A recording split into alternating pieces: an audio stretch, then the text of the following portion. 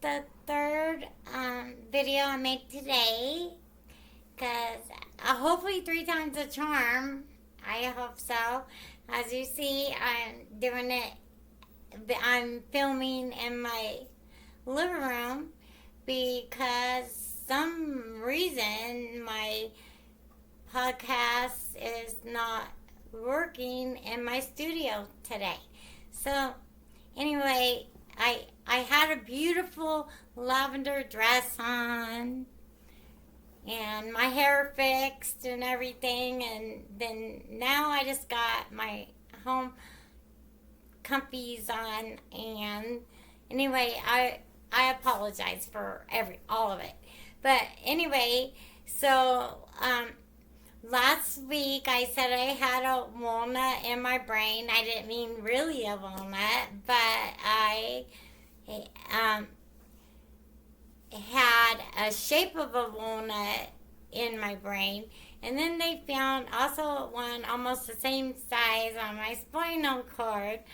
And luckily I have a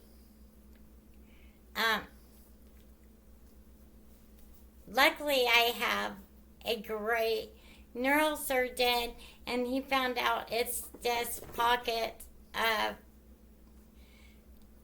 of fluid on my brain from some procedures I did, and it's going to clear right up and I will be fine. But tomorrow I do have to do a cancer MRI and see what comes from that, but we're expecting it to come out 99.9%. It's just fluid. So anyway, I was talking to my brother, and he said I'm boring a little bit, and I'm like, well, we're talking about serious topics, neurological diseases every week that we all deal with, and we all are going through all kinds of stuff during the week. We have no idea what that's going to be. And so anyway, he said I need to be funny. I'm not funny enough, even though the name Scene, that's my brother's name, is kind of out there. I mean, just saying, it is kind of out there. So anyway, so I'm gonna try telling a couple dumb jokes with my real red hair here, so they're not dumb blonde jokes. We're not gonna use that tagline. But anyway, so there was this horse, and he slipped and fell. And he's like, oh no, I've fallen and I can't get up. Giddy up. I can't giddy up. Get it? Okay. Dong, dong, not funny, but funny. Okay, so there was this grape on the ground and someone stepped on it. So what did he say when he got stepped on? Does anybody know? He whined. Oh, he whined. Okay, so I tried. Okay, but anyway, at least there were such dumb jokes. They probably distracted you from just about everything. So anyway, I hope you're kicking back, enjoying a nice, cool drink, and I got mine somewhere. Here it is. I need it badly. And so we'll go. I'm sorry. It's all of this change in my brain. You know, those Parkinson's brains, they just don't rewire to new stuff right away. But I'm doing the best I can. So anyway, my sons, I rode motorcycles my whole life, and so did my sons. So one day, I think it was my youngest son, he asked, why don't you ride my brother's motorcycle? Try it out, Mom. I'm like, sure, no problem. So I jumped on it, and I had no helmet on or anything because I figured I was just going to give it a little swirl, or whirl, whatever, and that's it, and see how it was running. And so, anyway, they forgot to tell me that once I did it, it would go into full blast and it wouldn't stop. And so they didn't bother to tell me that news. So I get on it, do the throttle, it goes to full blast and about knocks me off the bike. And I'm thinking, oh my God, I'm going to hit my head. I'm going to fly off. I have no idea what's going to happen to me. I can't stop this bike. It's going too fast. I'm trying to steer it the best I can. Like, I'm going to die. Like, this is horrifying. And all of a sudden, like, a miracle hand, come up and turn the motorcycle off. Duh. Like, how long had I been riding? About 20 years probably by then. And duh, I did not think to turn the key off and break the motorcycle. Ta-da! So that's how smart I am sometimes. But anyway, everybody was fine. They got a good laugh at it. And I'm grateful for that miracle arm, my son, turning the motorcycle off because I couldn't catch it for some reason. So I could have said it was MS or Parkinson's, but I don't know if I know I didn't have Parkinson's at the time, so can't blame it on that. Could have been MS maybe, but I don't know. Could be just dumbness too. I have no idea. But anyway, so my son Christopher, my other son was in the military. He wasn't that far away, so he'd bring his friends up to see us.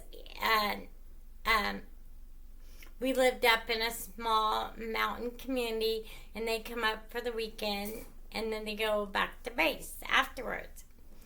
So Christopher loved making horchata, and he also loved making those funnel cakes and put blueberries and chocolate chips on them, whipped cream, whatever. So he asked my son and his buddies if they wanted some horchata and some funnel cake. And they're like, sure, yeah, thanks, Chris. So he gives it all to them, and they're drinking it and eating happily. And Chris, he comes and sits by me, and he's going like this with his hand, giggling, And I'm like, oh no, Chris, what did you do? Nothing, Mom, nothing. And he's still, and then he puts his other hand over his face, and I'm thinking, uh-oh, what has he done? Because he's always pranking, like, what did you do?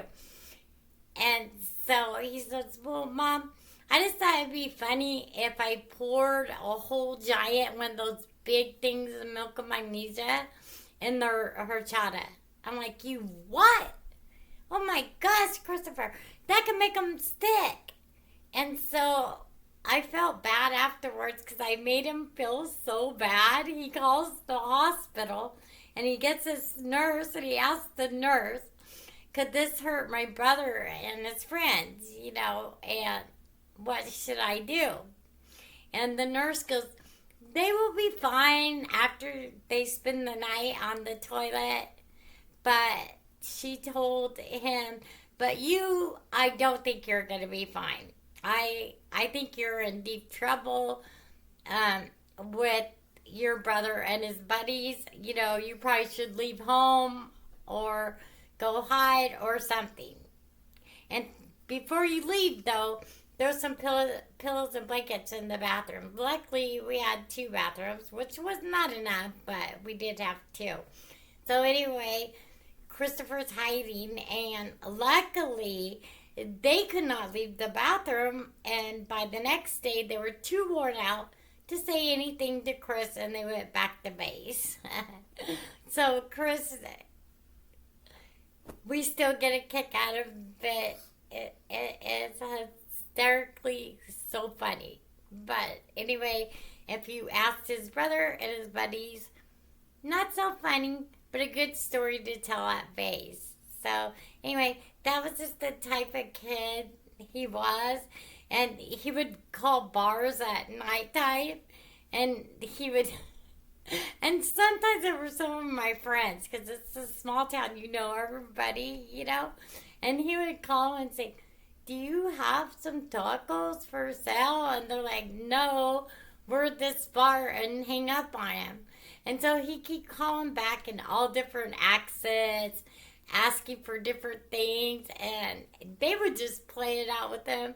And I would sit beside him because, like I said, I knew some of the people, and nobody ever got mad. They thought it was so hysterical. So later on, I did tell him, that was my son that did that to you, and I was listening. Bad friend I am. But so anyway, my I know what my dad, he used to tell me all the time, lock your car door. Always lock it, because someone can get in your car when you leave it. You need lock it to stay safe. And I'm like, okay, Dad, sure. And of course I forget, because we don't listen to our parents very often. So I'd forget.